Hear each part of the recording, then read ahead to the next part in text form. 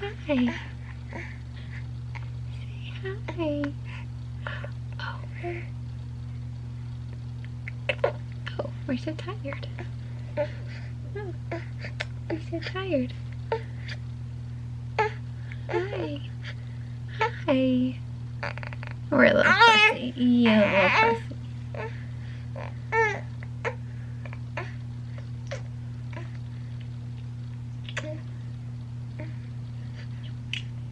Okay. This video might be just a little bit of a hot mess, but that's fine. Par for the course, right, Betty? Okay. Hello. Oh my gosh, it has been a long time, obviously, since I have uploaded a video, and you guys are probably wondering where in the world I've been. Yes, I had my baby. Obviously, I have hair on my face. That's so annoying. I have taken the past 10 weeks off of everything, off of YouTube, off of work. I still have a couple more weeks until I go back to work, but I needed the time to just get to know this guy and just spend so much time with him and give him truly my undivided attention, and it has been incredible. I have been keeping everybody up to date on Instagram, so if you're not following me there, here is my Instagram name. Go follow me. I post pictures of him all of the time, and that's just where I've been. I've been with Mr. Henry David, and it's been incredible. So I am very excited to start making YouTube videos again. I have actually missed it quite a bit. I miss talking to you guys and getting to know you guys and updating everybody on all the things, and I'm just ready to get back into all of that. So it's going to be hard for me to not just talk about the birth story today, because I kind of want to tell you guys about like everything. But today I will talk about the birth story. Be looking forward to a postpartum video all about my postpartum experience. Be looking forward to a newborn essentials video, all of like my personal favorite newborn products, all of the must-haves. I want to do a nursery tour. This is the first time you guys are actually like getting a look at the nursery. This is definitely one of my most favorite rooms that I've ever had. It's just perfect for him and for us. We love it in here. So yeah, I'll be looking forward to that, and I'm sure we're gonna start doing more of like day in the life videos, kind of show you what our life looks like now that we have this little guy. And yeah, so I am going to probably backtrack a lot throughout this story, because I'll probably remember details that I didn't write down on my notes. I'll probably remember them and go back and talk about those. I'm sure, as a lot of you new moms know, your brain is just kind of a mumbled, jumbled mess, and mine is always a mumbled, jumbled mess. So losing all the mommy brain cells are not helping my case, but it's totally fine. So I am just going to hop right into it. I had fully intended on filming when we got to the hospital and just filming our whole experience. But once we got to the hospital, and in the circumstances as to why I was even delivering him in the first place at that time, I didn't feel the need or really even the desire to pull out the camera. It was my first time ever delivering a baby, and it was just me and Alex, obviously due to COVID, there at the hospital, and it just seemed, I don't know, it just seemed like, I don't know, I just wanted to keep my camera put away and really focus on the labor and really focus on time with Alex. And you know, maybe, you know, hopefully if we have other kids, if we have more kids, then you know, I might film that experience, but this time I just didn't, and I am okay with that. I've got it all pretty much, I have all the big events of the experience in my memory, and it was one of the most incredible days of my life, I will say that. But I'm going to go ahead and jump into it. I'm just rambling right now. Here we go. Also, I know the lighting is less than ideal, but it's what we've got to work with right now. So, okay. I had a appointment at 39 weeks and 5 days, and it was on a Tuesday, and prior to my appointment, I had been, for my past 2 appointments, so starting at 37 weeks, I was like 80 to 90% effaced the whole time. And his head was super low, like uncomfortably low. And I wasn't really dilating. I had my OB do a membrane sweep at 38 weeks. After the membrane sweep, I did lose my mucus plug, and I had a lot of cramping. I had more Braxton Hicks contractions, but nothing regular. So at my 39-week appointment, I went in and I had maybe dilated to like 0.5 centimeter, which was super discouraging because I had had so many Braxton Hicks contractions, and sometimes they were regular, but obviously not regular enough to be considered true contractions. So that was super discouraging. He did do another membrane sweep, and we were just gonna see what happened. And he would not do an induction if prior to the 40-week mark. So he did want to do an induction if I had hit the 41-week mark. But we'd have to schedule that after my due date. So he went ahead at the end of the appointment and tried to get his heart rate with the Doppler. And when he was trying to get his heart rate, he noticed that his heart rate was pretty low. So they went ahead and hooked me up to a machine to try to get a better read of his heart rate. And it was still pretty low. And it was really freaky, of course, because Alex wasn't allowed to be there. No one was really like telling me what was going on. I mean, I knew that they were trying to see what his heart rate was and trying to get a better read on it. But like, I had nurses coming in and out of the room, checking things, not saying anything to me, and then just like walking out. So I knew that something was wrong. And I was just hooked up to this machine, laying there with a mask on without my husband, and it just felt scary. I was scared, and so they went ahead and had me go into an ultrasound room to try to see if he was moving around, to try to get, again, another heart rate on him. And so I went into the ultrasound. They were able to get a normal heart rate reading on him, which was great, but they had a hard time getting him to move around. They ended up having to use this little device that makes a sound, and they put it up against your belly where his head is, and it's supposed to make them kind of like jump in your belly, and that did work. He did move around a little bit, but they were still concerned with the heart rate since it took so long to get a normal heart rate reading. And my doctor said that I needed to go ahead and be induced. So I had walked out of the room, and he didn't seem worried. He did say, I do want to go ahead and get you induced. Your due date is in 2 days. Let's go ahead and do it in 2 days on your 40-week mark, and everything will be great. So I went to go schedule my 6-week postpartum appointment, and as I was scheduling that, he came back around the corner, and he was like, "Do you have anything going on today?" And I was like, "No." And he's like, "Well, just go today. Let's just have this baby today." And I was like, "Oh, okay." And what was funny, but not funny, is when I had walked into the doctor's office for my appointment in the beginning, my nurse was like, "Hey, how's everything going? How are you feeling?" I was like, honestly, I think it'd be so cool if he just said, "You know what? How about you just have your baby today?" I was totally joking, a little bit joking. Of course, I wanted to have my baby that day, but not under these circumstances. So funny how that worked out.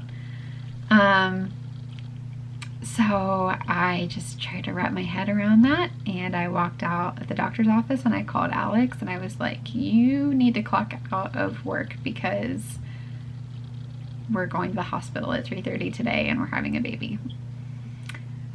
So he was jumping off the walls. I mean, we were both excited. We were both a little bit worried about this little guy. But all in all, we were just excited. And I had told Alex my entire pregnancy that if anything, I do not want an induction. I don't want an induction. Well, towards the end of my pregnancy, I was like, you know what? I would not hate an induction. I'm ready for this baby to get out of me. I mean, seriously, his head was so low. It hurt so badly. It was very uncomfortable. And I was like, get this baby out. Like, number one, I want to meet him. But number two, like, I'm done. Want him out of me. And so he was like, you're crazy. Like, you have been saying this entire pregnancy, the only thing that you do not want is an induction. I'm like, I know, but you know, things change. I don't know what, you know. So funny how that worked out. So I cried on my way to the house. And I called my parents, told them what was going on, and my mom cried and I cried, and it was just a ton of emotions. We were excited, we were nervous, we were worried, anxious, all of the things. And I was also sad that my mom wasn't going to be there, and that Alex's mom wasn't going to be there at the hospital with us during this time. But, you know, it is what it is. And so I think we were both sad about that. But more than anything, I think that they were just excited that I was going to go have a baby. So I got home and we had the rest of the day. This all happened at like 8 o'clock in the morning. I mean, I was at the doctor's office for like an hour and a half because of everything that had gone on, but it was still the morning by the time I left the doctor's office, so we had the rest of the afternoon to do whatever. We got to hang out with our dogs, get our room cleaned up, get everything perfect for when we got home from the hospital. I got to take a shower, wash my hair. I wanted to curl my hair. I didn't wear any makeup. But I wanted to be clean and ready to go since I was about to get all kinds of nasty at the hospital. And it was just kind of perfect. Like, it was just awesome. I mean, we got to just go home and relax. And I know that sounds so silly because you're probably thinking like, oh, there's no way that you were relaxed and knowing you're about to go to the hospital having a baby. But truly, we were really relaxed. I think we were just excited, and we got to go at our own pace and didn't have to worry about rushing to the hospital after my water breaks or anything like that. It was just pretty great. So we got everything packed up. We had a big family prayer and called my parents. His parents were there. All the grandparents were there. If you don't know, we live multi-generationally with all of Alex's family. So we've got his parents here, both sets of his parents live here, his mom's parents live here, his sister lives here, and his dad's parents live here. So it's like craziness. Like, there's a lot of people here. So anyways, we all had a big family prayer. We called my parents, had them in on the prayer. And then we went to the hospital. And on the way to the hospital, Alex and I didn't say much to each other. We actually listened to worship music. And I had a whole labor and delivery podcast made on Spotify of tons of worship songs. And that's what we listened to on the way to the hospital. And we both just felt so excited and relaxed and kind of like, it was just a very surreal moment. So then we got to the hospital, we got checked in. Our nurse was amazing. She was only with us for like 2 hours until we got our nurse that was with us for the rest of the time I was in labor. And they just explained the process to us, and it was just so, I don't know, it was just so like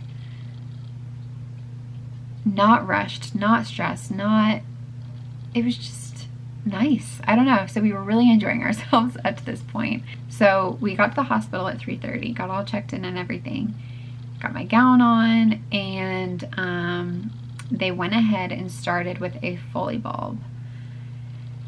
And basically, a Foley bulb is this balloon that they insert, and it is supposed to manually dilate your cervix to like a 3. And it can take anywhere from 20 minutes to 4 hours for it to work. And basically what they do is they insert it, blow it up with air so it becomes a bulb, and it just puts pressure on your cervix, and then that's what makes your cervix manually dilate. And the process of them putting it in didn't hurt like at all, and they said it's going to hurt really bad, and a lot of women have a hard time with the insertion of the Foley bulb. I honestly didn't feel bad at all to me, but oh my gosh, as it started to work and as my cervix started to dilate, holy crap, did that hurt. Like, I don't know that I want to call them contractions, because it wasn't contractions, it was just my cervix opening up. It hurt so bad. That was, I kid you not, that was the worst part of my labor, was just, and granted, my labor was actually very easy, so that's not saying that much, but the Foley bulb was terrible. I could not talk, because it was basically like just insane period cramps, but like not like contractions. I honestly don't know how to explain it. Those of you that have had a Foley bulb, maybe you understand what I'm talking about. Maybe I'm just crazy. I mean, I have no idea. But I could not talk through them at all. I was shaking. I was like moaning. It was not good. Mine fell out within 20 minutes. So it worked quick, like really quick. And the whole time they had him hooked, like they had the things wrapped around my belly so that they're monitoring my contractions, his heart rate, all those things. And his heart rate was very low the whole time I was in labor. So they were really keeping a watchful eye on that. So the Foley bulb came out, and then that's when they started Pitocin. And I have heard horror stories about Pitocin. I mean, that's why like nobody ever wants an induction, because they say that the Pitocin is just terrible. So I'm probably going to get these numbers wrong because I just don't exactly remember. They say it usually takes like 40 to 60 units to get to a place of like active labor of Pitocin. So I'm just going to leave that there, and let's just say I only ended up needing like 4 units before I delivered Henry. So they started the Pitocin. Contractions were completely manageable. They were not painful like at all. They just felt like period cramps. I was pretty comfortable the whole time. They brought in food and stuff, but I was having terrible acid reflux. If you guys know, I've got really bad acid reflux, and during pregnancy it was awful. But especially when I was in labor, it was very painful. So they brought me like Jello and stuff, and that surprised me because I didn't think that you could have food while you were in labor, especially if you were having an induction. I don't know. But I didn't eat any of it. I just wanted water. And I got the shakes pretty soon. I think it was just nerves more than anything.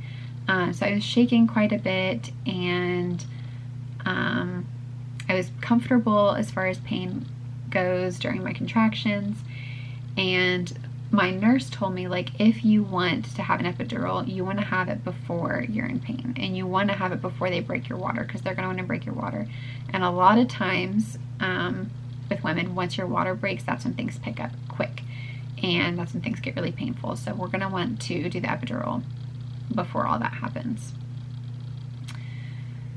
So after the Pitocin was administered, they checked me 2 hours later, and I was at a 4. I dilated to a 4, and I was like, oh man, we're going to be here a long time if it's been 2 hours and I've only dilated 1 extra centimeter. So I went ahead and told them to go ahead and like, let's do the epidural before things get crazy. And which was just crazy to me, because I also hear of so many women getting their epidural when they've hit a breaking point and like they need the epidural right then and there because they're in so much pain. So it was really interesting getting it when I wasn't experiencing hardly any pain at all. But I loved that. Like, that was awesome. So the anesthesiologist and his student, the anesthesiologist's student, came in to do the epidural. Listen, the student was the one doing the epidural. She was the one administering it. She had to administer it 4 times. 4 times into my back. I kind of wanted to yell at her. It's like, are you joking me? Like, after the second time, I honestly think that the doctor, like the anesthesiologist, should have been the one doing it. But it is what it is. Next time I know to say something, because that was just truly ridiculous. I mean, it's not incredibly painful, but it is definitely uncomfortable, and it's not something that you would have done 4 times in a row. So I finally got the epidural, and I remember prior to the epidural, the nurse and the doctor kept asking me, do you need extra anesthesia, or do you need extra medicine in your epidural to help you feel more numb? Because a lot of times redheads need more medicine. And I was like, oh, I had no idea. I didn't know that. I have no idea if I'm going to need more, so I guess we'll just kind of wait and see. So once I had my epidural, only one leg went numb. The other one I could completely feel. And they had to put me like with a lot of extra medicine to get me to be completely numb. And once I was fully numb, it was the most bizarre feeling in the world. Like, my legs felt like 1,000,000 pounds. I could not move them whatsoever. So it was just weird, and I felt totally helpless because the nurse had to like do everything. Her and Alex had to move my legs anytime I ever needed moved. It was just ridiculous.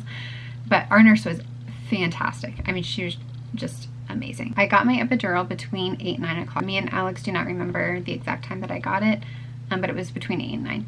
So shortly after, like very shortly after, I felt all this wetness, and I was like, I'm pretty sure I'm peeing the bed right now.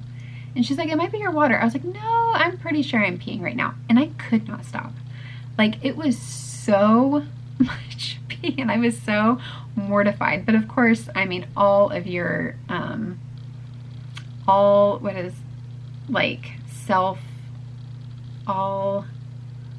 modesty is like out the window, of course, during labor and delivery. Like, so it's just like a slow process, and you can't care about things like that.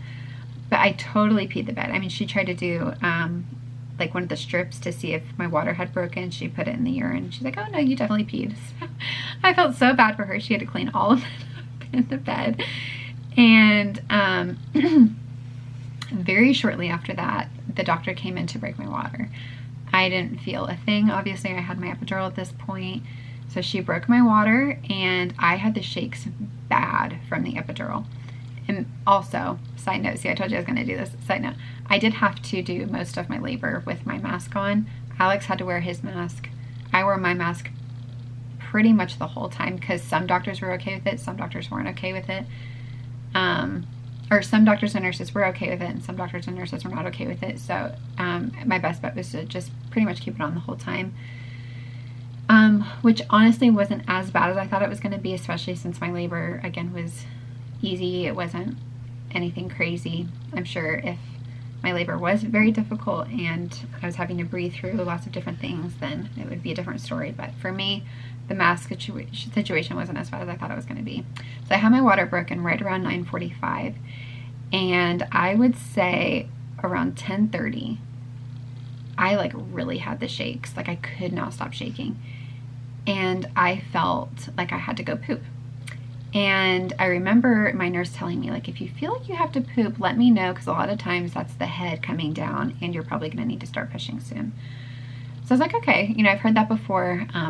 I'll be sure to let you know if that happens. So sure enough, I felt like I had to go poop, and I truly felt like I had to go poop. Like, this didn't feel like what she was explaining to me as far as what I would feel if I needed to start pushing, like that kind of sensation. She was like, oh, you do? And I was like, yeah. I was like, I really don't think it's his headache. I really think I have to go poop. And she starts getting the baby warmer turned on, like the big thing that the baby goes under after you deliver them. She calls the doctor, and I'm like, what are you doing? Like, I really think I have to go poop. She's like, just in case, I'm going to get everything ready. And I was like, okay, whatever.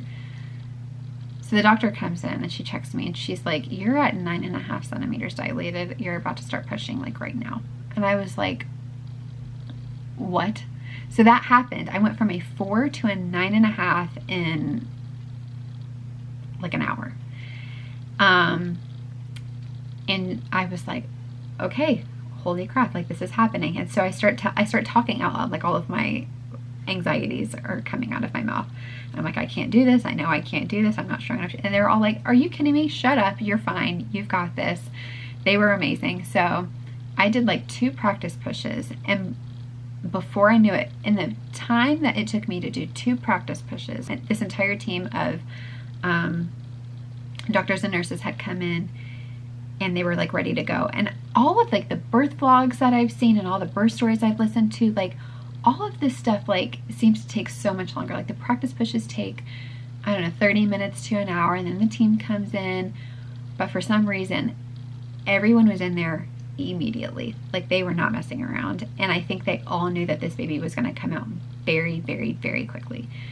So I had done the 2 practice pushes. I opened my eyes, saw everyone in there, and the doctor was like, okay, start pushing. Whenever you feel the need or urge to push, just push. So I was like, okay. So I could still feel the urge to push, which I was super grateful for, even though I had the epidural. That was great. That really helped me out. And so sure enough, whenever I had the urge to push, I would push. And the worst part of pushing was my acid reflux, to be completely honest with you, because every time I pushed, I just felt this insane burning sensation in my chest and in my stomach and in my throat. And I almost had like a hard time like getting past that every time I pushed. I don't know, it was just very difficult. So that was like really surprising to me that was what I struggled with most while I was pushing. So I only pushed for 7 minutes. It only took 4 contractions for me to get him out, and he came right out, and the cord was wrapped around his neck twice, and I remember her pulling him out, holding him up with the cord wrapped around his neck, and she went right off his neck. My husband and I, Alex, we looked at each other with like our jaws dropped to the ground, like, holy crap, this is our child. Like, he's in front of us. Holy, holy, holy crap. And she just laid him on my chest, and he was perfect. He was crying. His eyes were open. They didn't have to suction anything out of his throat or out of his nose. They just laid him on my chest, and it was just like perfect.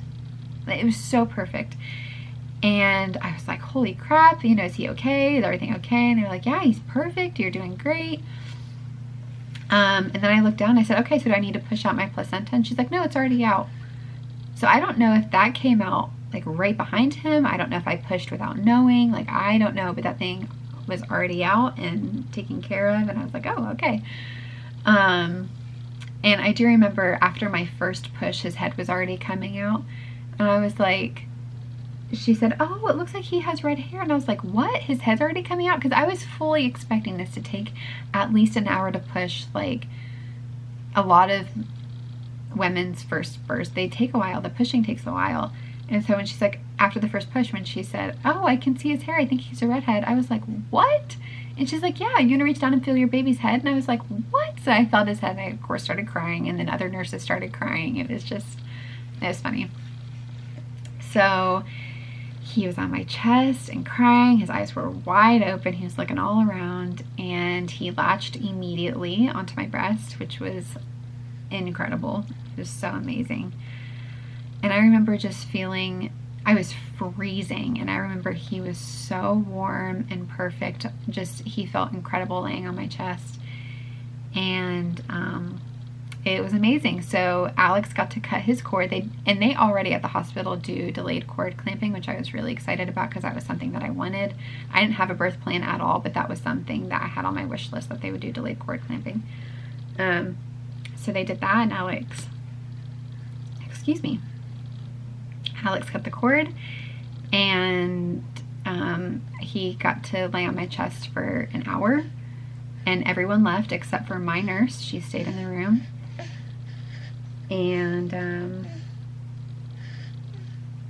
it was just bliss. It was perfection. We FaceTimed my parents, FaceTimed Alex's parents, and his sister and my brother, and it was just the best hour ever.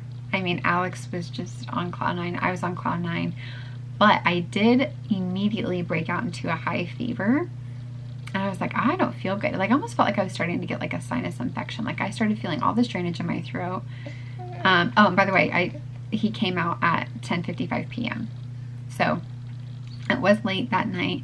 I just was not feeling good. And I was like, I think I have a fever. And she's like, well, you're also covered in a million blankets, because I was so cold prior to that. They had put like tons of blankets on me. So they took all the blankets off of me, and my fever did break finally. But that was the only complaint that I had. So yeah, they took him to get weighed after that, and he weighed 6 pounds, 3 ounces. He was teeny tiny, and he was 19.5 inches long. And he's just total perfection. So then Alex got to take his shirt off and do skin to skin with him after he was weighed and checked and everything. And yeah, like and that was that. So I remember taking a million pictures of Alex holding him for the first time and giving him kisses and calming him down because he was crying so much. Weren't you? Yeah, you were. So yeah, so then we let me see. Yeah, so then within the 2 hours of giving birth, I was able to walk to the bathroom. Of course, my nurse helped me to the bathroom. I had 2 nurses help me to the bathroom. And everything was fine. I didn't faint or anything like that. I went pee, and my epidural wore off. And then they wheeled us to our postpartum room. And we were there for like 48 hours. I was adamant about getting out of there as soon as we could. I did not want to be in the hospital, just because, number one, I don't like hospitals, and two, I just really wanted to be home with my baby, as long as everything was okay, of course. So because he was small when he was born, they did have to check his blood sugar before and after each feeding. And there was one point where they did have to put him under the warmer because his temperature was a little bit too low. What? You're smiling at me. Hi. You say hi. You say hello. Oh, are you shy? Oh my goodness, baby. Say hi. Say hi, everybody. I'm still in my PJs because it's a rainy day outside. Hi. Hi. Hi, baby. Got crazy eyes. Yeah, you got crazy eyes. Hi. Hi. Oh. You're passing. Wow. Wow. You're sweaty. Kind of sweaty. Oh, yeah. You're kind of sweaty. If you hear lots of grunting, he's trying to poop right now, so. Anyways, yeah, so they had to check his blood sugar before and after each feeding. He went to the warmer that one time. They did a circumcision, and that was it. So I will go into all of my postpartum stuff in that video, as far as, and I'll even start from like the time I was in the hospital to now, with all of that. But as far as he is concerned, everything was just perfect. Like, I honestly could not have pictured a better labor and delivery experience. It was just perfect. And to be completely honest with you, I honestly don't know if we're going to have our family come to the hospital. If, like, God willing, if we do have another baby, I don't know that we're going to have our family there, because it was so special with it just being the 3 of us. And if they do come, I think it would be the next day after we've had like 24 hours to just be us 3. So yeah, it was, ooh, oh no. So it was amazing, and here we are 10 weeks later. He's doing great. He is a little chunk. He weighs 11 pounds, 7.5 ounces, so he gained that weight pretty quickly. Grump. You grumpy boy. Anyways, so yes, that is our birth story. It was a very positive induction experience. Oh, important. The reason his heart rate was so low,